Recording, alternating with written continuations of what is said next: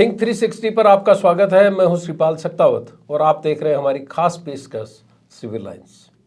आज civil lines में बात बिहारी लाल बिश्नोई से, जो कि छात्र राजनीति से सक्रिय राजनीति में आए और उससे पहले पुलिस में इंस्पेक्टर बने। बिहारी लाल जी, आपका बहुत बहुत स्वागत है। धन्यवाद सक्तावत जी।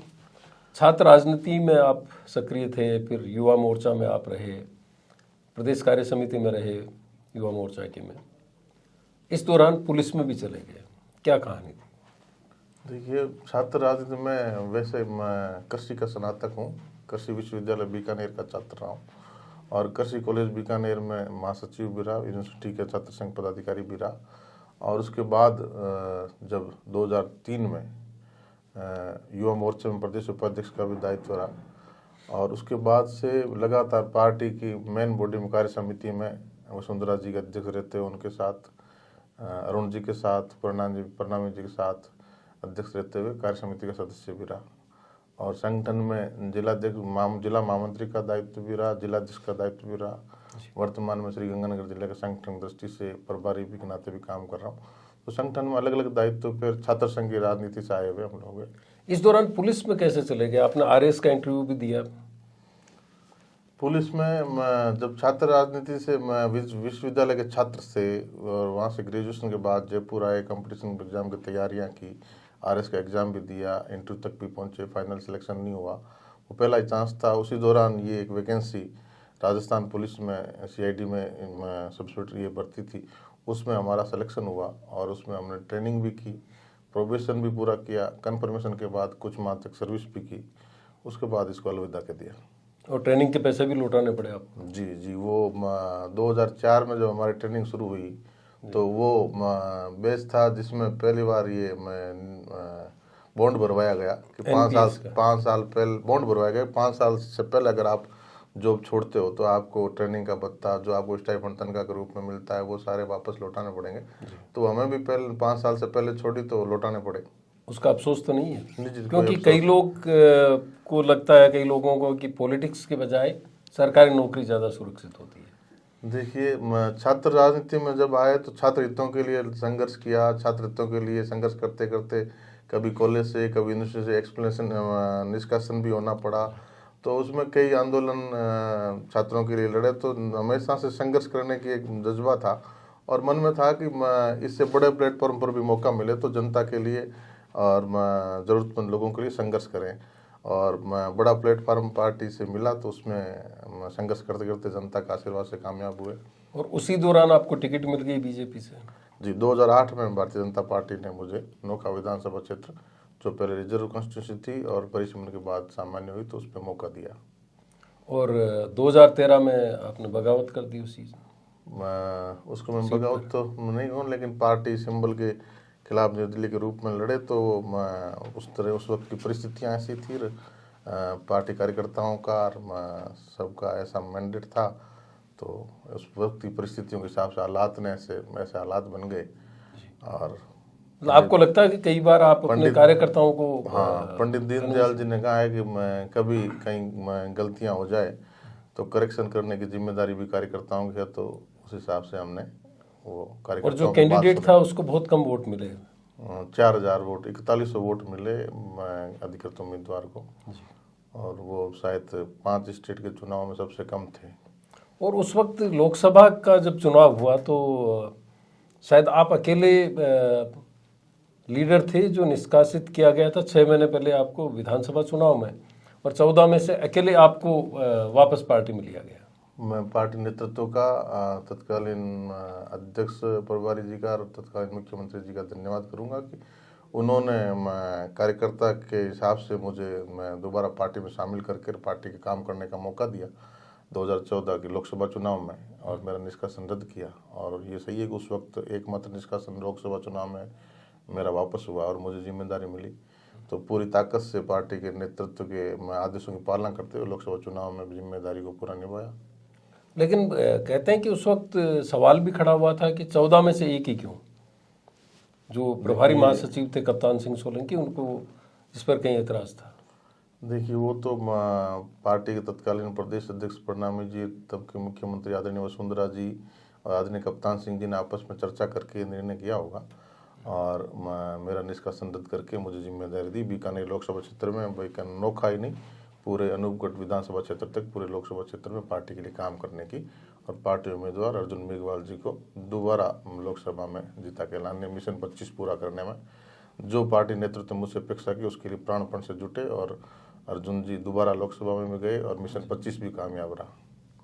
उस वक्त नोखा जहाँ से आप विधायक चुने जाते हैं, कहते हैं कि नोखा से अगर आपको उम्मीदवार उतारा जाता तो दो चीज़ें होती। एक तो कांग्रेस को लीडर ऑफ अपोजिशन नहीं मिल पाता, आपकी वजह से पास की कोलायत सीट भी प्रभावित हुई और नोखा भी बीजेपी हार गई, आप खुद भी हार गए। और नोखा से जो चुनाव जीते थे रामेश्वर डूडी, वो लीडर ऑफ अपोजिशन बने, 21 सीट कांग्रेस की आई थी। जी। उस वक्त भारतीय जनता पार्टी की सरकार 163 विधायकों के साथ तंपिंग मेजोरिटी से आज़ाद राजस्थान के इतिहास में बहुत बड़ी मेजोरिटी से सरकार बनी और 8 के चुनाव लड़ा, 5 साल लगातार जनता में सक्रिय रहे, काम किया, मेहनत की और फिर जब 13 में निर्दलीय लड़ने का ऐसा विषय रहा और ऐसी कार्यकर्ताओं का वो रहा, हालात परिस्थितियाँ ऐसी रही, तो उसके बाद जब निश्चित तौर पे नोखा में पार्टी हारी और बीकानेर जिले में 2 सीटें कांग्रेस के खाते में गई। अगर ये कांग्रेस के खाते में नहीं जाती उस वक्त परिस्थितियों में तो कांग्रेस तो 21 की संख्या तक नहीं पहुंचती, 19 पर रहती तो लीडर पोजीशन का दर्जा स्टेटस कांग्रेस पार्टी को नहीं मिलता।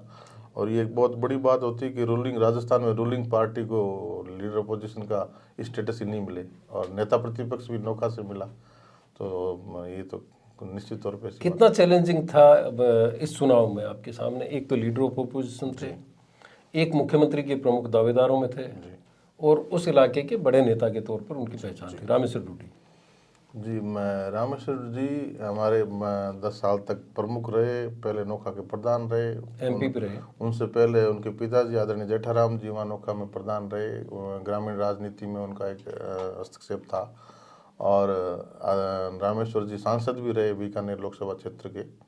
तो निश्चित तौर पे लीडर पोजीशन के बाद पोस्ट पे रहने के बाद एक उनका कद और एक उनका स्थिति, उस परिस्थिति में जब कांग्रेस की सरकार बनने की स्थितियाँ थी, ये सब माहौल था, तो उस वक्त पार्टी ने आशीर्वाद दिया और उनसे मुकाबले करने का मौका दिया। तो कार्यकर्ताओं की जीत है ये तो, और जनता ही जनार्दन फैसला करती है। 36 बिरादरी की जनता ने फैसला किया और मुझे काम करने का अवसर दिया, तो उसमें किसी की हार होती है, किसी की जीत होती है। तो जनता ने मुझे आशीर्वाद दिया, तो मैं जनता की सेवा में मेरे पूरी ताकत से प्राणपण से जुटा हुआ हूँ। अच्छा, आपके इलाके में विष्णुई संप्रदाय का सबसे बड़ा पवित्र स्थल है मुकाम जी, उसको लेकर के क्या कुछ योजनाएं हैं आपके दिमाग में? कि क्योंकि वो कहा जाता है कि जिस तरह से मुस्लिमों के लिए मक्का मदीना है, जी, हिंदुओं के लिए 4 तीर्थ हैं, उसी तरह से विष्णुई संप्रदाय के लिए वो एक सबसे बड़ा पवित्र स्थल है। देखिए, निश्चित तौर पे भक्ति काल में गुरु जम्बेश्वर भगवान जो राजपूत परिवार में पैदा हुए और उन्होंने 29 नियमों की नियमावली दी, 20 और 9, जो इन नियमों का मानेगा वो विष्णु कहलाएगा। 36 बिरादरी से लोग विष्णु 29 नियमों की पालना में आए तो विष्णु कहलाए। और तब उनकी कितनी फोरसाइटनेस थी, कितनी दूरदर्शिता थी कि पर्यावरण की चिंता को लेकर एक बहुत बड़ा संदेश उन्होंने दिया कि सिर साटे रूख रहे तो भी सस्तो जान, अगर सिर के बदले पेड़ बचता है तो भी सस्ता सौदा है। और इसी की अनुपालना में जो खेजड़ली का बलिदान, विश्वविख्यात बलिदान आप सब जानते हैं कि माँ अमृता देवी के नेतृत्व में 363 नर नारियों ने खेजड़ी के पेड़ को बचाने के लिए सर कटा दिए। तो पहला चिपको आंदोलन दुनिया का वो सैकड़ों वर्ष पहले वार, वो सीख नोखा समराथल की धरती से, मुकाम की धरती से गुरु जम्बेश्वर भगवान ने दुनिया को दी। और कोरोना काल में हमने देखा कि ऑक्सीजन की क्या इंपॉर्टेंस है।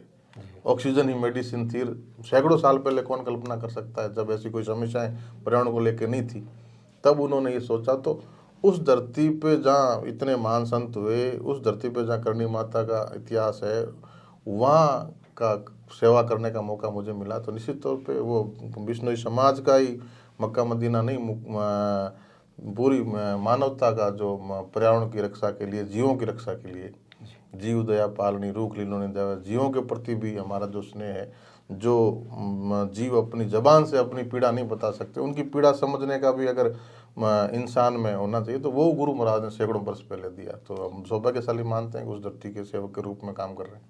क्या कोई योजना है वहाँ उसकी, जिस तरह से राम मंदिर का एक अलग तरह से कॉरिडोर बन रहा है, बनारस में कॉरिडोर बना है, काशी विश्वनाथ का, महाकाल का कॉरिडोर बना है, इस तरह की कोई कल्पना आपके मन में? जी देखिए, अभी वो बिश्नोई समाज का मक्का मदीना है और बिश्नोई समाज का तीर्थ स्थल है, जहाँ फागण आसोज में 2 बड़े मेले लगते हैं, हर अमावस्या को मेले जैसा माहौल रहता है। तो देश और दुनिया में बिश्नोई जहाँ भी है वो इन 2 मेलों पे लाखों की संख्या में वहाँ आते हैं। तो निश्चित रूप से वहाँ जो भी आधारभूत संरचनाओं को लेके वो सारा काम हमारी समाज की मुख्य संस्था वो कर रही है, और सेवक के नाते जो हमारा बन पड़ता है वहाँ आधारभूत इंफ्रास्ट्रक्चर से लेके सड़क, पानी, बिजली से लेके वो सारी बातें तो हो ही रही है। और हम निश्चित तौर पे आगे एक प्लान कर रहे हैं कि मैं केंद्र के वन मंत्री से, केंद्र की सरकार से, कि पर्यावरण को लेकर ऐसा कोई इंस्टीट्यूट वहाँ बने, उसके लिए हमारे प्रयास जारी है। देर सवेर हम उसमें भी कामयाब होंगे। अच्छा, खेजड़ी के लिए इतनी बड़ी शहादत देने वाला समुदाय है ये। आपके ही इलाके में, पश्चिमी राजस्थान में, लाखों खेजड़ियाँ शहीद हो रही सोलर कंपनियों की वजह से। जी देखिए, और कोई चर्चा उस तरह से नहीं हो पा रही उसकी। देखिए, आपने बहुत ज्वलंत इश्यू उठाया है। सोलर हमें निश्चित तौर पे ग्रीन एनर्जी पे आना है, और ये हम उसमें वर्ल्ड लीडर बनना चाह रहे हैं। आज हम कहीं 5वें स्थान पे हैं, तो हम भविष्य हमारा उसमें इतना ब्राइट है कि हम उस पर वर्ल्ड लीडर होंगे। लेकिन उसके लिए पर्यावरण से समझौता करके इस बात को हमें समझना पड़ेगा। जितनी भी बड़ी कंपनियां सोलर प्लांट पश्चिमी राजस्थान में लगा रही है, सैकड़ों बीघाओं में बड़े बड़े प्लांट लगे हैं, और उसके लिए पॉलिसी में सरकार को एक निश्चित तौर पर बदलाव लाना चाहिए कि जो सोलर कंपनियां सैकड़ों हजारों बीघा जमीन खरीदती है और उसमें वेजिटेशन, जो वहाँ की लोकल वेजिटेशन है, कहते हैं ना कभी उपचार और दवा वेजिटेशन में नहीं थे, आपके आस पड़ोस के परिवेश में, वहाँ के फ्लोरा फौना में वो सारी चीजें हैं। तो आज हम उसको पीछे छोड़ते जा रहे हैं। इन सोलर प्लांट लगाने के चक्कर में हजारों बीघा पे उनको प्लांट डिफोरेस्टेशन किया जा रहा है। खेजड़ियाँ हैं तो खेजड़ियाँ कट रही है, कोई दूसरा पेड़ है तो वो कट रहा है, कोई झाड़ है तो वो कट रहा है। और जो जीव जंतु है जो नेचुरल उस हैबिटेट में रहते हैं, तो उनका जब ये हैबिटेट खत्म हो जाएगा तो उन पे भी संकट है। तो इन सारी बातों को समझते हुए निश्चित पॉलिसी में आमूलचूल परिवर्तन की जरूरत है कि जो कंपनियां 500-1000 बीघा जमीन खरीद सकती है, वो कंपनियां 200 बीघा और ज़्यादा भी खरीद सकती है। तो कुछ परसेंटेज, चाहे वो 15% हो, 20% हो, उसमें फॉरेस्ट डेवलप किया जा सके ताकि वहाँ के जीव जंतुओं को बचाया जा सके और वहाँ के फ्लोरा बैलेंस को बढ़ाया जा सके। तो ये पॉलिसी में बदलाव की ज़रूरत है। उसके लिए राजस्थान की सरकार से भी, अभी जैसे खेजड़ी फड़ोदी में एक इश्यू हुआ, आंदोलन हुआ साधु संतों का, समाज के लोगों का, 36 बिरादरी के लोगों का, उसमें सरकार के अधिकारियों ने, कलेक्टर जोधपुर ने सब लिखे हम भाई खेजड़ी नहीं कटने देंगे, या सारी बातें लिखी। लेकिन पॉलिसी पे स्तर पे इसमें सुधार की बहुत बड़ी गुंजाइश है, तब जाके फॉरेस्ट को हम बचा पाएंगे। और कहीं ऐसी मजबूरी है तो उसका कोई न कोई समाधान हो, प्लेटों की हाइट बढ़ाई जाए, या फिर उसी एरिया में उनकी जो लैंड बचती है उसमें 20% में सघन फॉरेस्ट डेवलप किया जाए। तो ये सारी बातें कुछ समाधान आपने कहीं पे रखा है ये सुझाव? इसको पब्लिक डोमेन में लाए, और पिछले विधानसभा के सत्र में भी हमने इस बात को रखा है, सरकार के संज्ञान में भी लाए। और हमने केंद्र के ऊर्जा मंत्री को और हमारे स्थानीय सांसद जो केंद्र में मंत्री है, और जोधपुर के सांसद जो केंद्र में मंत्री है जल शक्ति के रूप में, उन तक भी बात पहुंचाई है, समाज की भावना और वहाँ की स्थिति को बताया। तो वो भी निश्चित तौर पर हमारी इसमें मदद करें। और ये राजस्थान में सोलर एनर्जी, ग्रीन एनर्जी जरूरी है, लेकिन पर्यावरण को बचाना उससे भी ज़्यादा जरूरी है। और वैसे ही पश्चिमी राजस्थान में वेजिटेशन बहुत कम है, हाँ, तो उसमें और बढ़ोतरी करें वो तो चलता है, लेकिन गुंजाइश लेकिन और है, उसको ही काट दें।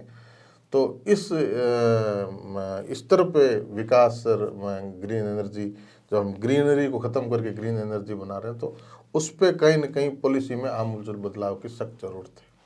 विधानसभा में आप एक मुखर विधायक के तौर पर पहचाने जाते हैं, आपकी परफॉर्मेंस को लेकर के चर्चा होती है।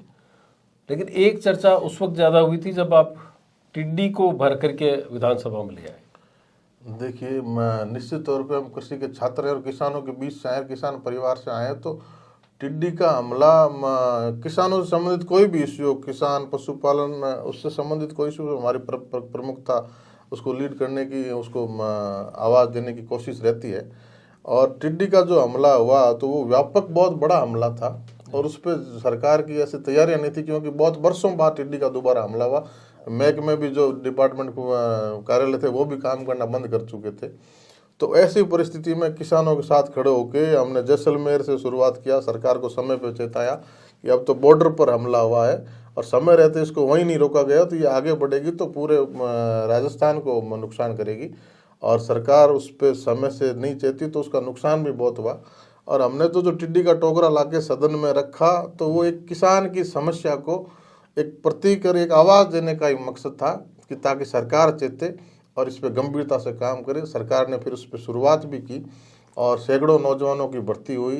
एग्रीकल्चर सुपरवाइजर की बरसों से अटकी हुई भर्ती को तुरंत क्लियर करवाया गया और कृषि में किसान के साथ खड़े होने के लिए नौजवान मिले, दीक्षित प्रशिक्षित नौजवान मिले। तो ये बड़ा आपका ध्यानाकर्षण का तरीका बिल्कुल बिल्कुल बड़ा सुझाव। लंबी को लेकर के भी आपने बड़ी बहस की विधानसभा में। निश्चित तौर पे क्या मंजर था, अभी भी लगता है रोंगटे खड़े हो जाते हैं? बिल्कुल साहब, जो परिस्थितियां हमने भुगती है, पशुपालकों ने भुगती है, वो तो कल्पना मात्र से सिरन सी दौड़ जाती है शरीर में। तो पशुपालन जब हमारे राजस्थान की अर्थव्यवस्था का, ग्रामीण अर्थव्यवस्था का एक आधार है, और जिस क्षेत्र में उत्तर पश्चिम राजस्थान में हम रहते हैं तो वहाँ तो पूरी जमीन सिंचित नहीं है, इरिगेटेड नहीं है, बरसात पे एक खेती एक फसल लेने वाले लोग हैं, तो वहाँ मुख्य आधार जीवन का आज भी पशुपालन है। और किसी जमाने में तो हमारी जीडीपी का बहुत बड़ा हिस्सा पशुपालन से होता था, लेकिन आज भी कितने विकास की ओर हम चले जाएं तो वापस हमें अपने ग्रामीण अर्थव्यवस्था की तरफ लौटना ही पड़ेगा, तभी हम सस्टेनेबल डेवलपमेंट कर पाएंगे।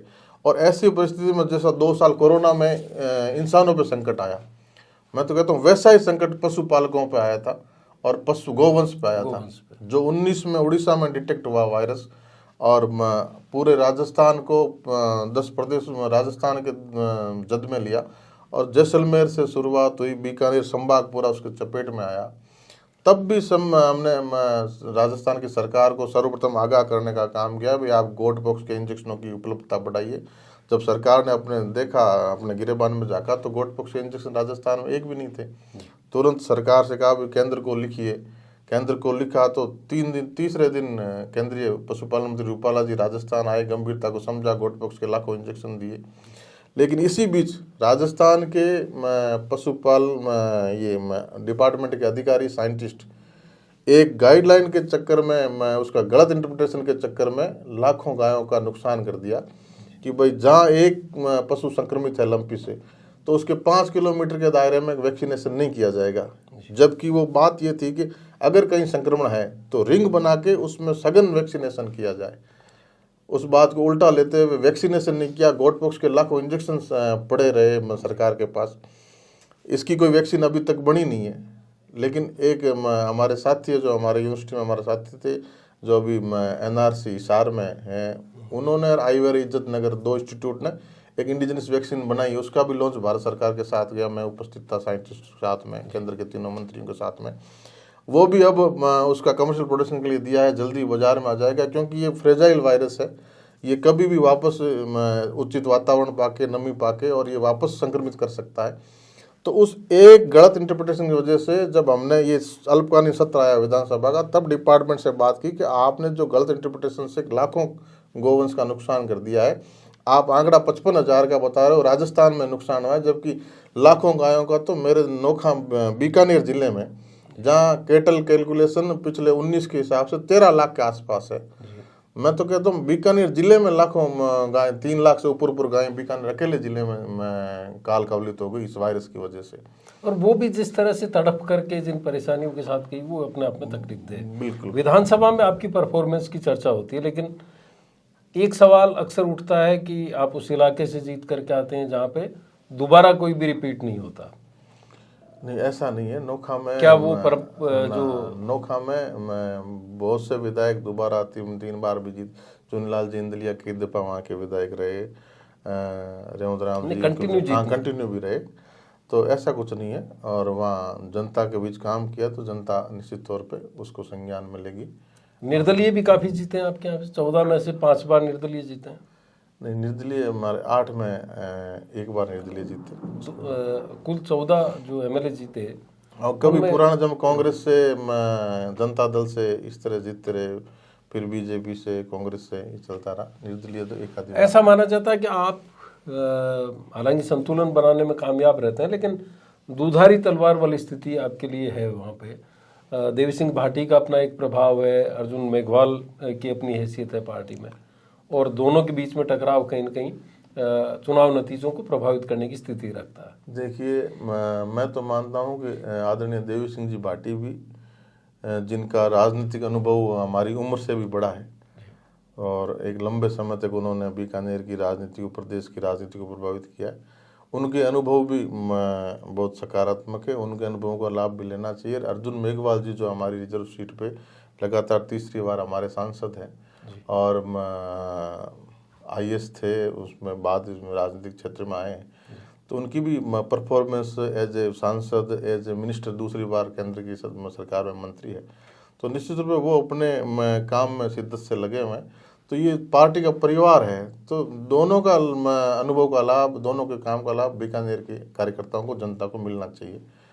ये सी हमारी सोच है। एक विधायक के तौर पे आपको क्या लगता है कि ये काम पहली प्राथमिकता के साथ हो जाना चाहिए था?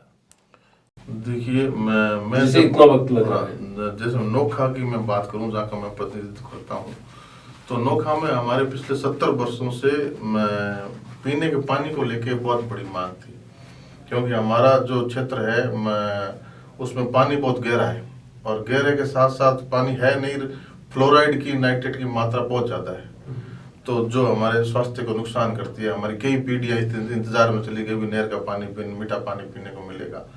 तो इस 4 सालों में जब पहली बार सदन में मैं आया, तो पहले सेशन से लेके मेरी यही मांग थी कि नोखा को नहर के पानी मिलना चाहिए, ढाणी ढाणी घर घर तक। और ऊपर से 19 में दोबारा मोदी जी सत्ता में आए तो जल जीवन मिशन की घोषणा हुई, आधा पैसा भारत सरकार का लगेगा, आधा राज्य सरकार का लगेगा।